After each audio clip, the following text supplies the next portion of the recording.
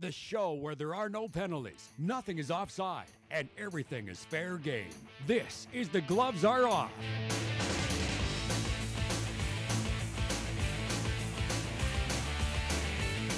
Welcome to the set of The Gloves Are Off. I'm your host, Carly Agro, and joining me after a packed house Friday night at the Bobcats game is Coach Brian Curran. Welcome back to the set. Thank you. I mean, it was fun to watch that.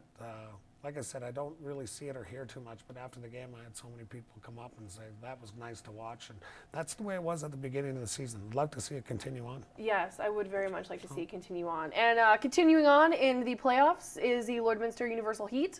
And joining me is the assistant coach of the team, Dean Moisen. Welcome to the set. Thank you for having me. And you're not afraid to drop the gloves here against Brian. It's going to be a good old-fashioned tussle. See how well that worked? The 3 times that last name thing, she got it. See, I got it. We were going She over goes. Dean's last name, and I keep picturing like a wet nap in my head. You know, the moistened towelette, so I wouldn't screw up his name. Yeah, it's hard so to there believe you go. this is actually going on the show. Yeah, now tonight. everyone out there knows how I'm going to remember your name. There Wet you go. nap. Nice. All right, let's start off by talking about the Heat. I want to talk about Coach Kyle Mulligan. We have to mention him too. You're stuck backing him up for the entire season, I guess. But this has been an impressive streak for you guys. 5 in a row. Yeah, it's been good. The boys have really come together. Playing our best hockey at the end of the year is never a bad thing. We did have a couple injuries up in Grand Prairie.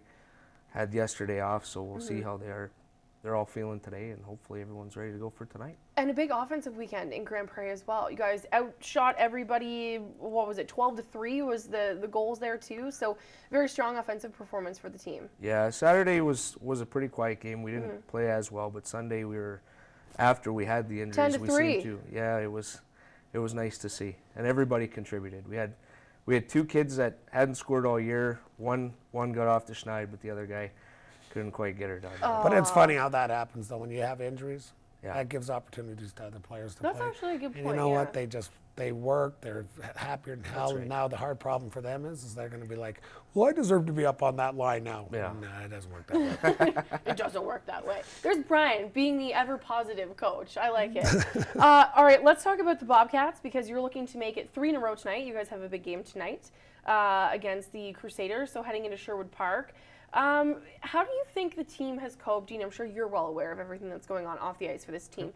How do you think the guys have coped with the off-ice distraction, with the sale and the potential relocation?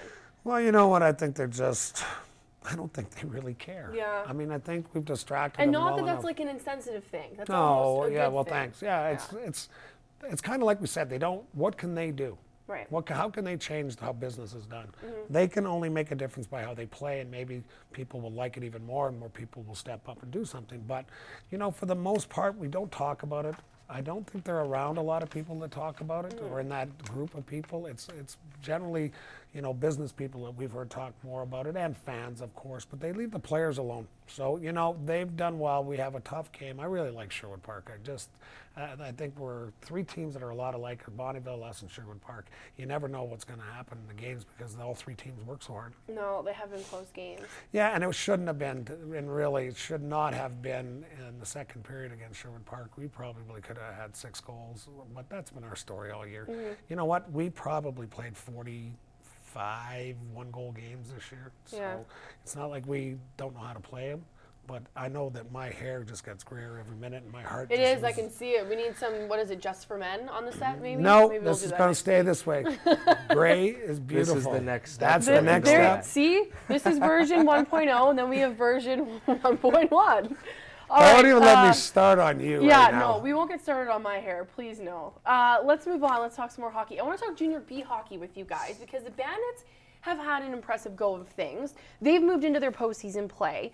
Ian McAllister has been a huge contributor to this team. We all know he was named the MVP now of the league. But a guy like this, you know, putting the points up that he did in Junior B hockey, is it sort of a wow factor, or is this guy, you know, do the numbers speak for themselves, or do we need to maybe consider some other factors here? What do you think's going on with his performance? Well, I actually coached Ian when he was 15, Okay. and he's been that player all along, and I Yeah. know he kind of got a rough ride in the Junior A playing here, and then was left for a pick at a later date. Yeah.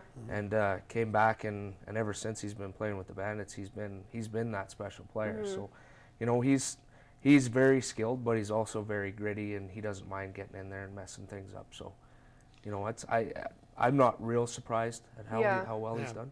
I mean, I've seen 2 or 3 games, stopped in and watched them.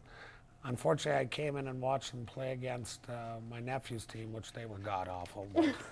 I hate to say that, but they were. I mean, they got beat like 12-1. You'll never see it. You know, but you know what? There's always some players. You know, I look at Junior B. It's so different in BC than it is in Alberta. I went and watched a lot of the BC stuff last year.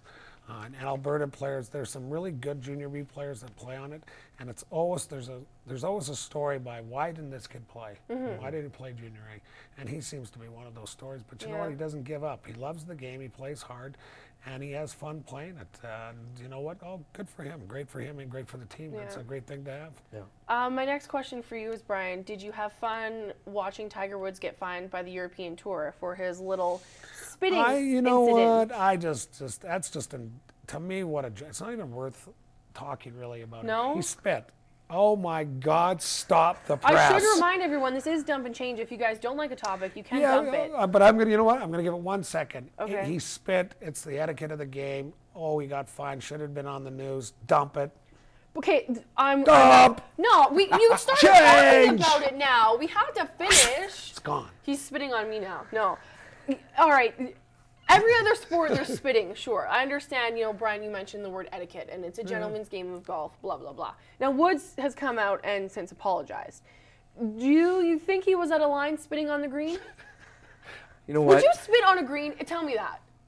Not if there was cameras there. Okay, would you spit on a green? I've never spit on the green. You've never even spit on the never green? spit, but I've spit everywhere else. But the green is. But wasn't it just a couple years ago, Sergio Garcia spit right in the cup? And I don't remember there being a big out. Okay, then that's outcry my next for- question. Was this a big deal just because it was Tiger Woods?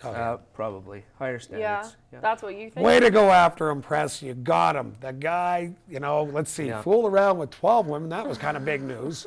And now he spit. That's right up there with the 12 women. I don't know how you my compare. You know gosh. what? Bite me. That Okay. thing is so ridiculous. Let's move. Okay, we're moving on, fortunately. 1 year ago, it's hard to believe maybe, but 1 year ago, the Vancouver Games of 2010 were in full swing. I wanted to take some time and reflect back, maybe be a little sentimental. Dean, we'll start with you. What was your favorite moment of the 2010 Games? Well, I think watching them win the medals was pretty cool, and the stories about their families was pretty good. But for me, the women winning the gold was probably the kicker for me. Really? Well, And hockey we're talking yeah, here? Okay. being with the midgets last year, we had a chance to play that team here in neat. town. Yeah. You know, the building was packed, great atmosphere. Yeah. And talking to the players and the coaches after, they were thanking us for pushing them to be better, you know, as players, and That's said, pretty cool. you know, any success we have, you guys are obviously part of that. So that's probably the most memorable thing. for Oh, me. man. What about for you? Men's is easy. Yeah, Sidney that's Crosby's Sidney goal? Crosby's goal. Well, that's so much Sidney Crosby's best game, best Olympic final gold medal game Yeah. I've seen in years. Other than, of course, USA and the Russians. I think that's right sort of up that there. moment where everyone's going to remember where they were when that happened, right? You know, 20 years from now, we all might be saying that. My second thing would have been the incredible involvement of the community and the areas of the cities that Oh, were designated Brian. that were like people were out on the sentimental. streets and they Yeah. were having a time and it was just priceless watching them.